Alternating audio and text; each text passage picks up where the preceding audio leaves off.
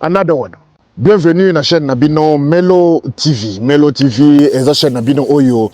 Et tu as la vidéo vidéo nous sur ça la buzz sur internet. En tout cas, mes chers amis, et si nous sommes allés vraiment na opportunité il y a bien au soutenir biso. Abonne-toi, partagez, likez, mais na souka ya vidéo ko kendeka boete.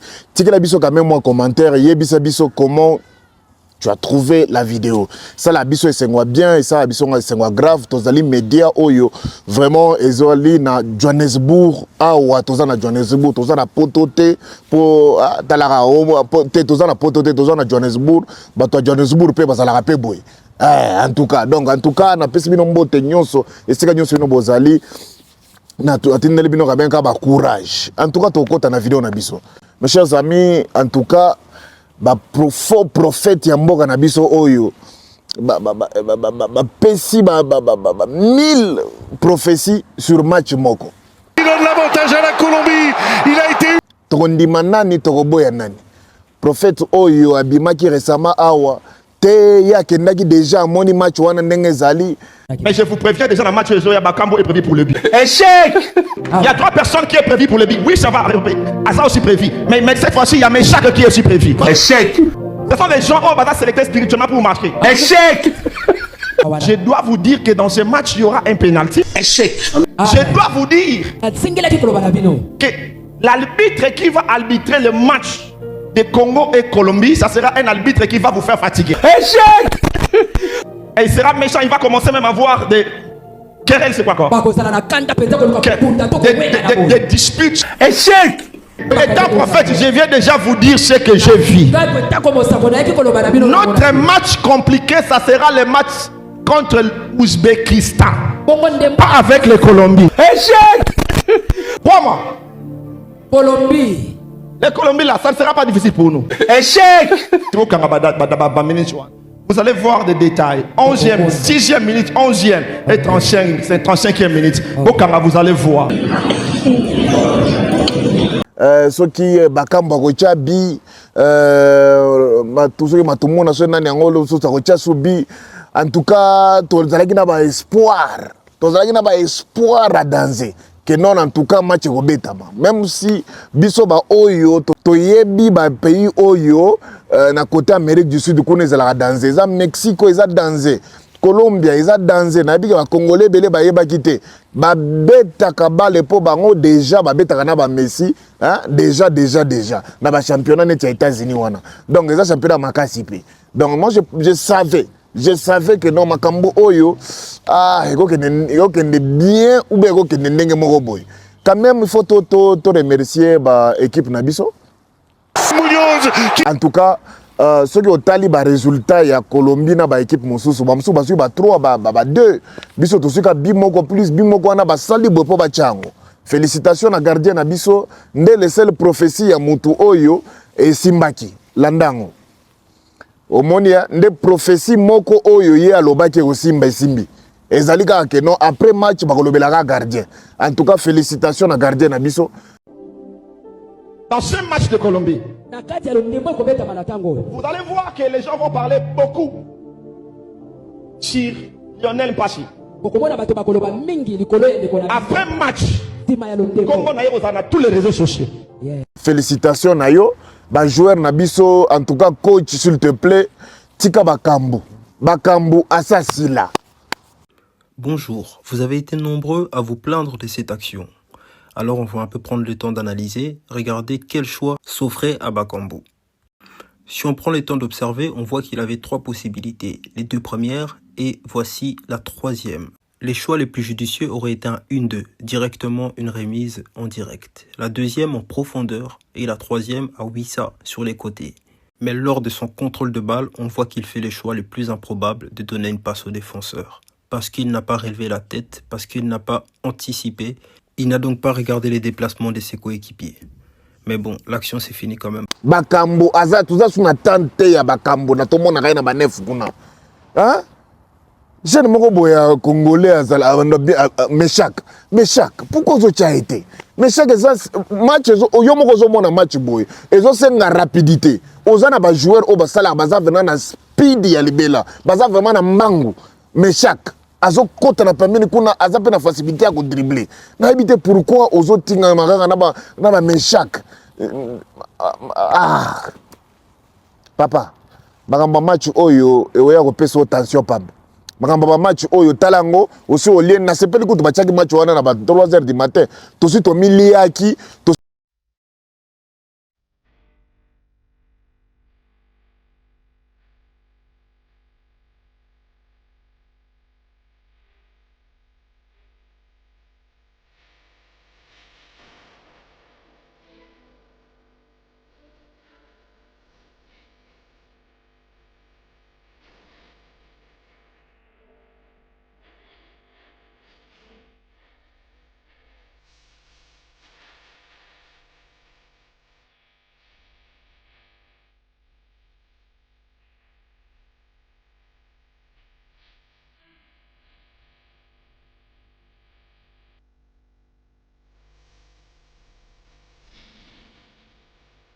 Oso lia déjà, aux ana déjà bien ah pardon, parce que je ne trouve pas comment biso to kota match depuis bandaki tina ndenge suki biso bazo dominer kaka. Ba dominer biso kaka. Équipe wana est 13e na ranking ya na niveau ya proclamation ya FIFA. Donc il faut yeba que non, ceux qui baza 13e, c'est que baza parmi les 15 premiers. Donc baza équipe à makasi. Un autre yeux oyo la kisi bango kaka non en tout cas bazalaki en face ya ba mibali to bêtement défensif mais on pouvait faire plus, c'est ce que nous dit, mais ne t'en fais pas, tozal éliminé tozal na chance ya ko se faire qualifier dans la vidéo oyo. Seul cas de figure dans lequel la RDC peut se retrouver deuxième, c'est si le Portugal perd contre la Colombie et que toi tu battes l'Ouzbékistan 5-1-0. C'est le seul moyen pour que tu sois deuxième. S'il y a match nul ou que le Portugal gagne, c'est terminé, tu ne peux être que troisième. Le point positif, c'est que si tu bats l'Ouzbékistan et tu es obligé de battre l'Ouzbékistan, et même si tu avais fait nul, tu aurais été obligé, avec une différence de but à 0 et 4 points, tu seras meilleur troisième. L'autre point négatif, c'est que là, tu peux être que quasiment troisième. Il y a un cas de figure dans lequel tu es deuxième, mais il est très compliqué. Si tu termines troisième, quoi qu'il arrive, tu prendras le premier du groupe L. Quoi qu'il arrive, peu importe qui est meilleur troisième, quel groupe a des meilleurs troisièmes, quoi qu'il arrive, le troisième du groupe de la RDC, donc peut-être et j'espère la RDC, si vous êtes meilleur troisième, vous prenez le premier du groupe L, le groupe de l'Angleterre. Et il y a de grandes chances que ça soit l'Angleterre qui est déjà leader, égalité de points avec le Ghana, sauf que l'Angleterre va jouer le Panama à la dernière journée. Donc vous pouvez considérer que vous devez taper l'Ouzbékistan lors du prochain match et que vous allez vous affronter avec l'Angleterre lors des 16e de finale. Si vous battez l'Ouzbékistan, qui va être la priorité, ça sera l'Angleterre derrière en 16e de finale. Et là, il va falloir montrer d'autres choses. Ah là tu vois, ben non. Tozana on a chance, en tout cas, toi qui t'as bon côté. Félicitations à l'équipe Nabiso. Pasteur, pasteur, bon vendre dans la église, na ba cop Nabino.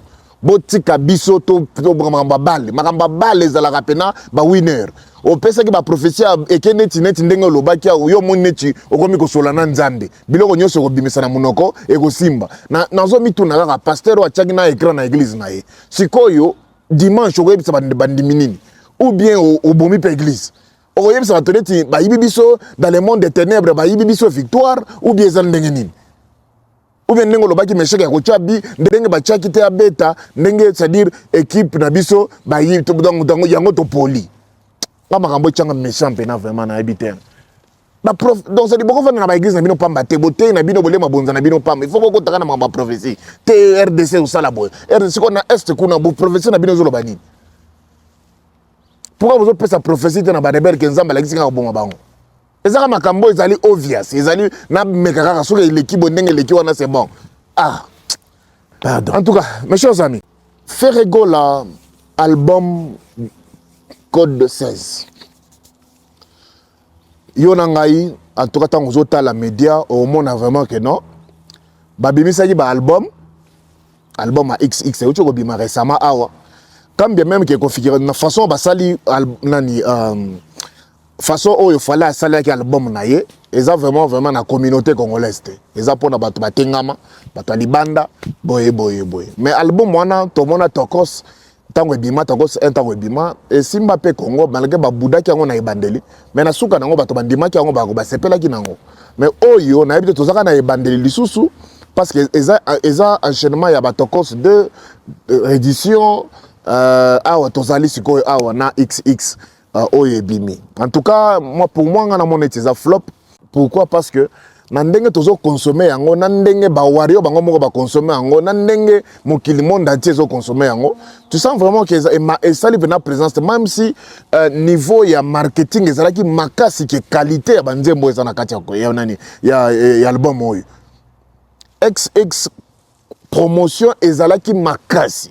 Fallait investir na promotion ko bengi sa ba influenceur o ba simbi pena internet ko bengi sa ko sala ba soirée beloko nyo sa sala ki juste pona ko ba pousser album ça dit qualité ya promotion ça là qui likolo plus que qualité ya banzembo oyo a proposé biso na moni vraiment neti simbité pourquoi parce que album oyo ayembi na Wizkid ayembi na artiste nyonso oyo monde entier tina ba sud africain na ba congolais lokola trésor ayembi na bango lelo tokomo kende ça fait combien déjà de mois et tango ebimaki na force na Spotify ezalaki biloko ndento lobaka toujours bino bofinga ka faire ke ba indien bokende bota la pe stream na bino tango ebimaki bokoya kozombo tokoya kosolola et sikoyo tango ebimaki na moto et komaki na France numéro 2 soki numéro 3 pendant une semaine ou 3 semaines obanda ko booster bosalaki mamakelele fallait pour pazolia Gims na niveau ya France fallait pour pazolia Gims na niveau ya France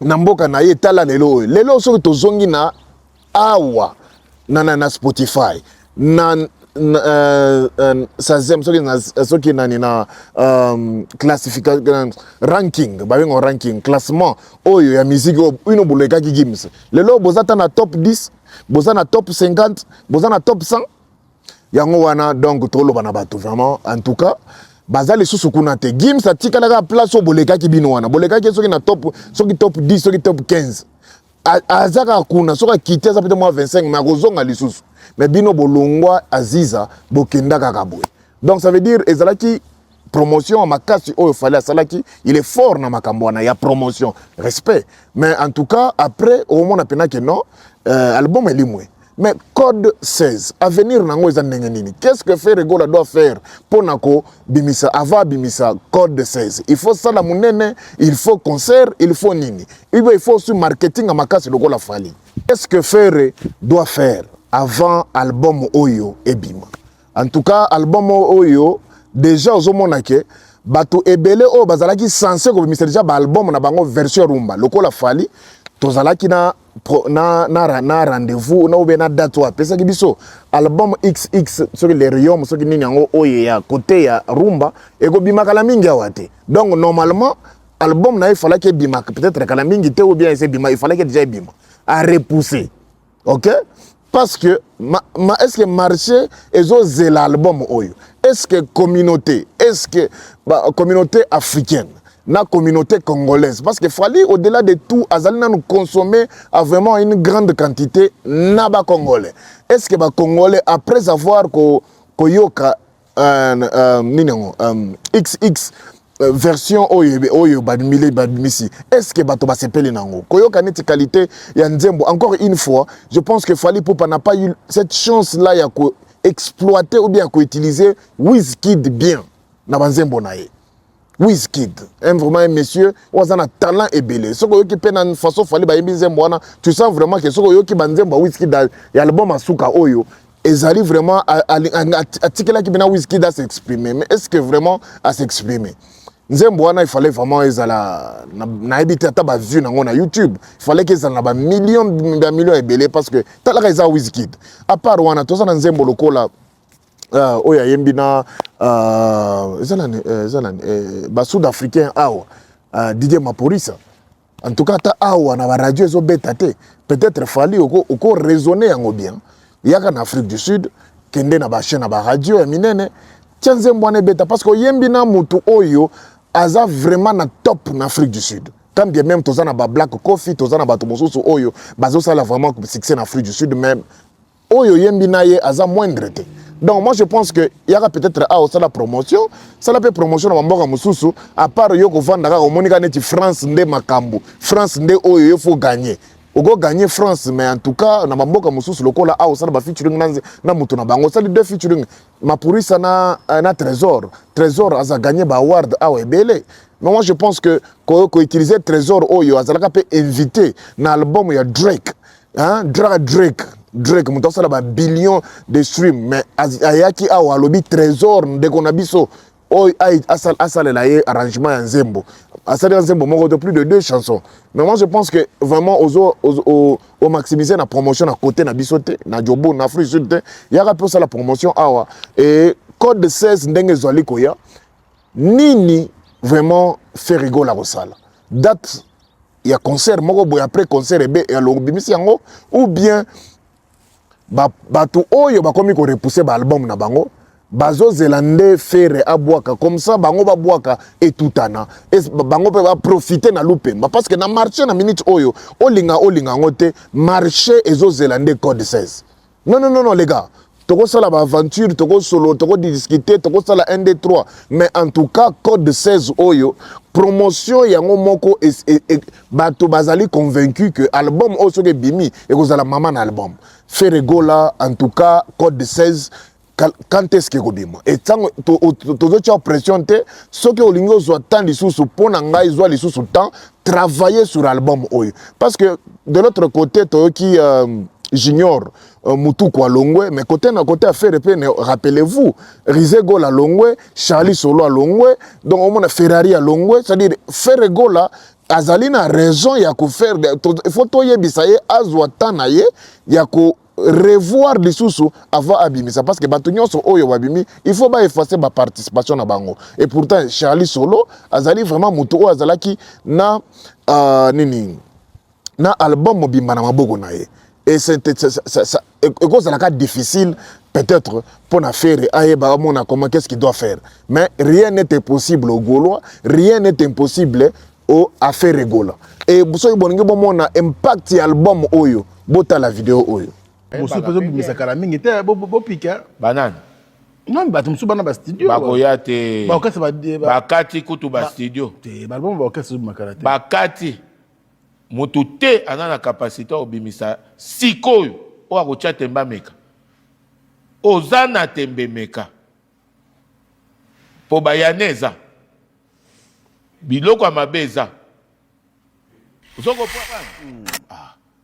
oyo eza di mouvement oyo eza di mouvement ezaya mpaka oyo ezali kaka continuité ya ndenge fale ayaki na album na ya XX tozwaki mena rappelez-vous ba menace ezalaki kaka boy te bimisa tomona soko za mobali abimisa pe ya ye tomona azokende kobeta kor arena sans album akobetela batu nini akosela batu nini vous vous rappelez de ce genre de conversation oyo ezalaki seri wana mais faire gola tanga kende kobeta kor arena ti lelo oyo bozoluka boyeba configuration ti lelo bolingi boyeba toujours ba bieni na tekaki parce que soki ezalaki tellement mabe soki abetaki tellement mpeka lelo oyo bino boza na tante ya kende koluka koyeba abetaki na configuration nini abetaki na batu combien bakotaki atekaki combien tellement que ça ya mabe tellement que bino boza ba professionnel boza na tante ya kende koluka yango c'est pour cela je vous dis que Ferregola a résisté qui na pression ya ba warrior tango bayaki na ba pression na bango contre album code 16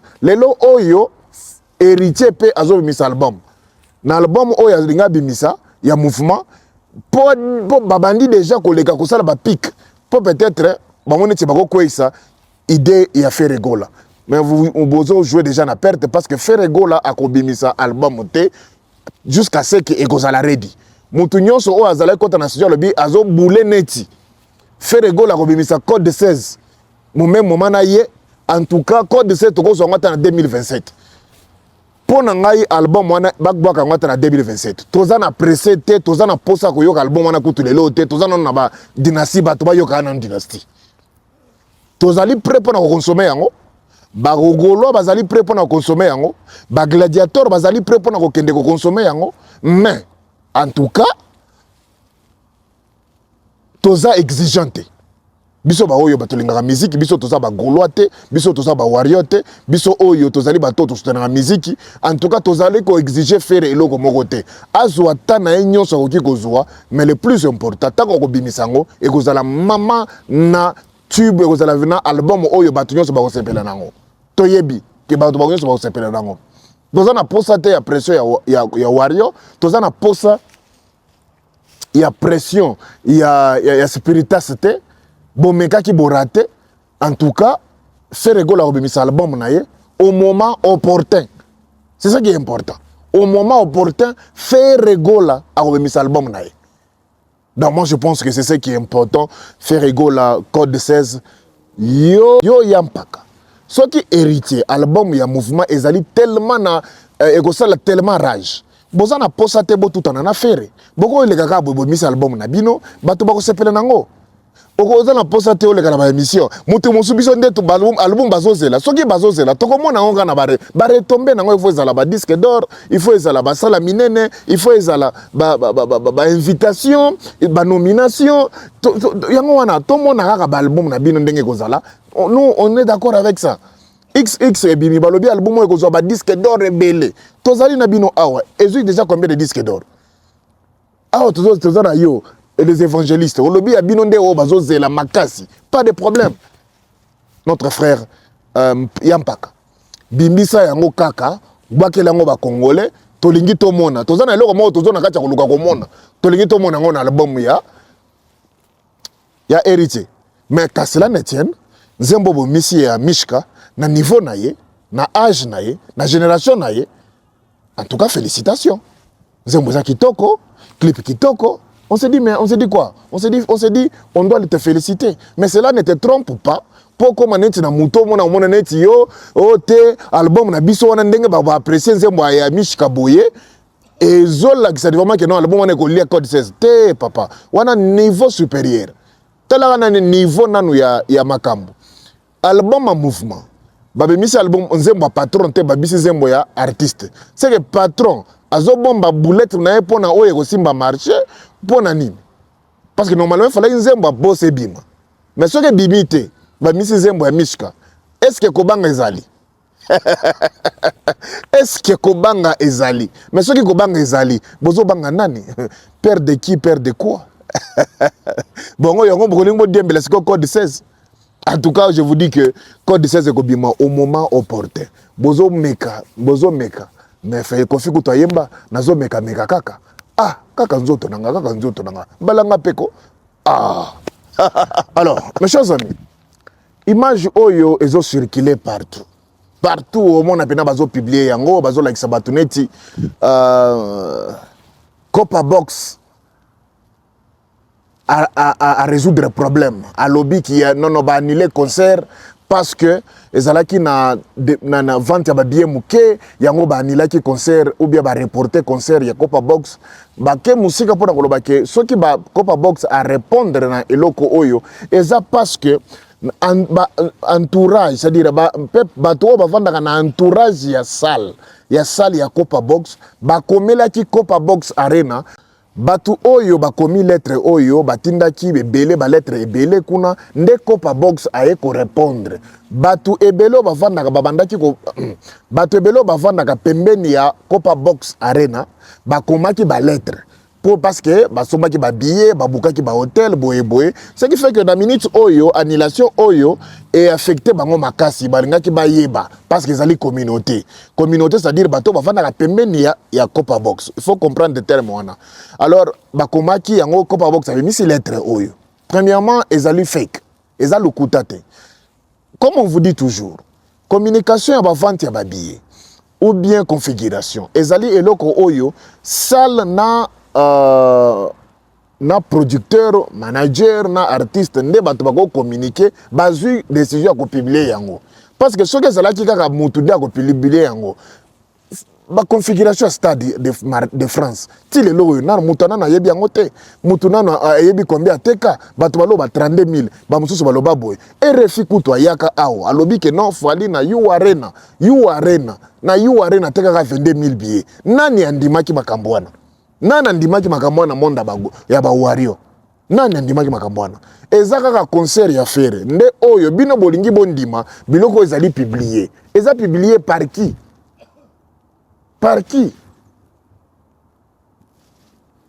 Touring data oyo ezo publié ba données ya boy. Mes chers amis, Touring data wana eza lokola ngai na kei na komi eloko biso so toko koma Fere abetaki liboso 15 000 Fere abetaki liboso 9 000 Fere abetaki liboso na soko yo so kei na Touring data opposer question wana bazo rassembler ba data ba données ya babisika nyonso batu ebele bakomaki ba poni oyo se répéter makasi nde information bakopesa yo bazana ba information ya solo te ya sale bazana ba information oyo ya internet bato bakomi ebele ata Google oyo soko poser question azana réponse te akoluka biloko o bato basi bakoma na ba internet akoyebisa na ba source ya ba information ezali sale te ezalaka mingi bato na ba page na bango. Alors c'est pour ça que tout ça bino bossa la confiance na makambo oyo te. Ce qui vraiment pas biloko oyo page oyo ezalaki page moko ezali authentique ezali page moko officielle. Mes chers amis, lettre oyo il fallait que ba signer yango. Deuxièmement, lettre après que signer yango, botanga détail na kati ya lettre parce que ata soki makambo komi ndenge nini bato basali soki ndenge nini na kati ya ba détail ya lettre ezaka toujours na ba erreur moko bakotika botala boluka quartier oyo Copa Box ezali boluka quartier oyo Copa Box ezali boluka quartier wana boluka kombo nango mais siko boluka kombo ya quartier oyo bache na kati ya lettre oyo. C'est là vous allez vous rendre compte que eza nango lukuta ba che lettre ya quartier oyo yoko se plaindre eza quartier mususu ya communauté nde batindeli batu hein batindeli bina bakomé yango na internet. Pourquoi? Parce que muta komi biloko oyo aza soki na France soki wapi Wario ou bien Spiritas ou bien Werasonic oyo akomi kaka bwaki na internet kaka pona kobima lokola eza sale mais eza sale te. Eza saleté, eza biloko lokuta. Nazo mituna ba annulation na bino ya États-Unis. Tourner bombe o boanilaki na États-Unis. Tourner bombe o boanilaki na Canada. Nani azokende koluka ba information na ba place wana. Pona ko publier ngo koloba ke non, soki boanilaki ezalaki makambo ya élection te za makambo ya botekaki ba billet. Pourquoi bino bozali investir vraiment na niveau oyo na makambo ya Fere? Soki vraiment Fere azali local, soki vraiment Fere azali artiste de moindre, comment bozali vraiment investir ya kokende ko sala ba inform ko luka ko koma ko pe objectif ezali nini? Objectif ezali nini? Fere tika musique, Fere asala bolingi bo ebisebisoni nini? Que non, en tout cas, faire un oiseau mabe makasi, azoye mamabe ou bien azoye. Pourquoi tu as bunda na ndenga chanter? Faire go la lobabo, landana. Ba anja dorabe au kota no ezana ondeni. Yango to ba lelo, to so ça structure yona mambo ya chant, mambo nini tout ça boye parce que to ambre musique na biso trop na ba bilo mo yazanga tina mais bon et binisipe. Lelo photo zonga identité artiste, il faut que mutu na mtazonga la identité na ya chant. Ba ebele na chant, il faut beta chant. Tout le monde.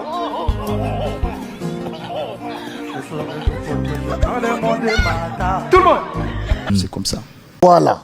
Ozo kango, il faut to zongi sa premier to bunda na chant. To tika ko bunda makambo ya otindi bato bakende ko sala boy. Otindi bato kuna bakende ko luka boy. Otindi bato bakoma ba lettre. Otindi bato bo sala boy. Yango boko ko kende retraite musicale. Parce que je vous dis, il y a des biloko mususu o na minute oyo. Soko tala yango buno bino mais ça oyo ezali kindoki. Ata gola moko tazo kende kolukaka ba data ina bino ya osika boanilaka. Mais vous êtes impliqué na makambo a faire. On dirait ce qui boche ne même énergie na oyo bozo tia na makambo a faire. Ce qui boche ngo vraiment na makambo na bino. En tout cas, boko pesa fali disque d'or na album na ya XX. Oyo na habité soki esali flop. Pourquoi? Parce que batiaki bino force dios mutu oyo nga na sepeli makasi na ndenge moto oyo avandaka na Londres amemeli biso synthèse ya likambo oyo tonton promo landa mwa muke comme ça na zonga na clôturer. Et voilà même que vous sortez des documents bidons. On m'envoie un document. Oh non, résident aux alentours de Copa Box Arena, batuna qui question mingi ba répondre bango que Copa a été reporté à cause de la consommation faible et ticket. La correspondance entre les organisateurs et la salle est une correspondance confidentielle. Aucune salle au monde ne peut donner à aucun résident la raison d'un report ou d'une annulation. Alors le concert est annulé, le concert est reporté. Parce que les dossier personnel, il y a des organisateurs. Et la faute, vous faites circuler une lettre non signée. Et Copa Box Arena, il y a une commune, il y a une Boro, on dit que c'est une commune en français. Il y a Acne, Bino Bozocha, Newham. Donc, Batubaza côté, il y a Newham. Ndeba komeli Copa Box, allez Copa Box à répondre bango dans une lettre non. N'habité Congolais donc obi ko yinapenda fere et comme ko komisa batu bazoba. Ko yina fere comme ko komisa batu bazoba. Une lettre non signée na commune moko qui ne représente pas la commune de la salle et raison ana bapé saraté.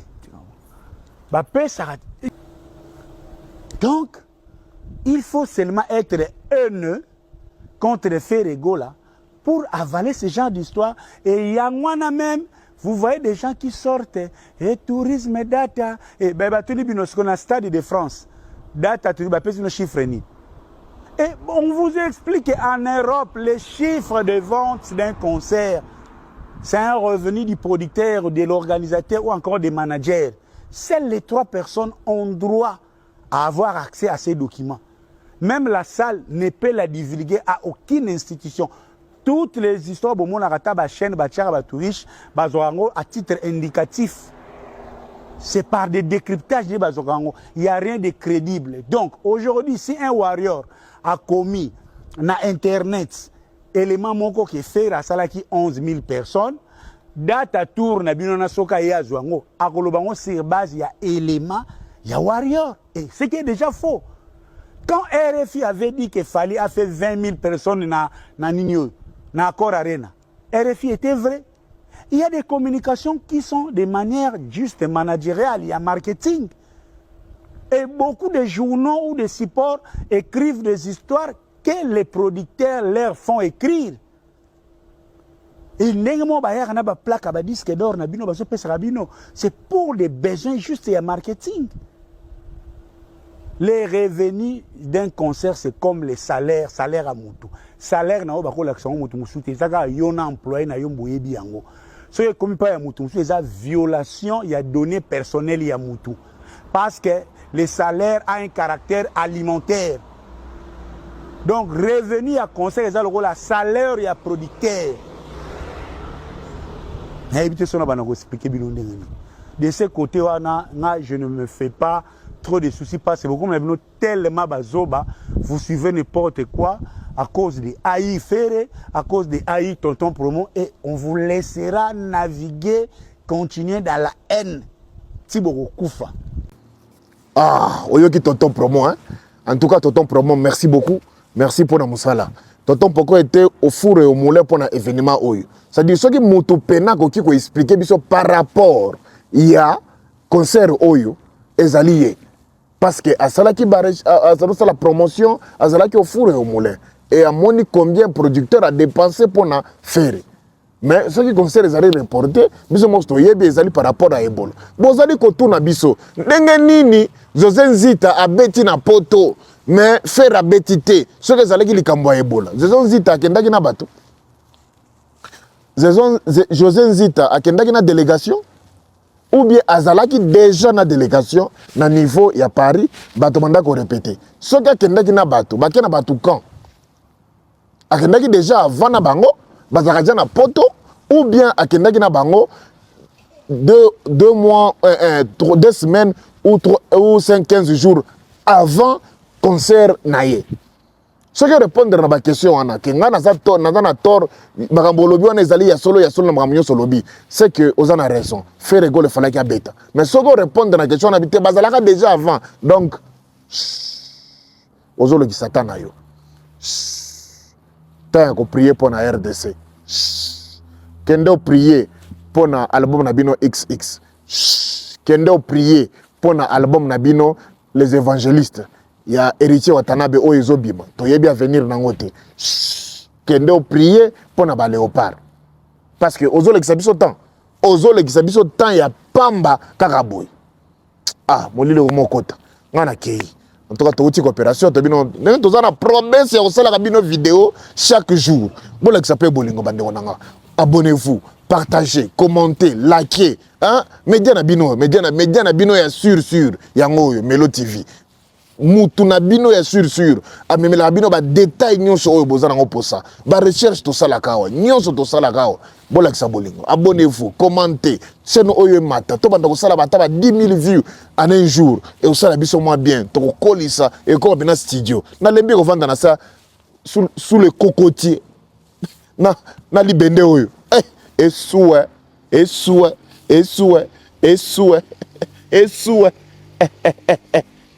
en en tout cas, mes chers amis, merci beaucoup. Que Dieu vous bénisse, que Dieu vous garde. On se voit à la prochaine. Inos, bi.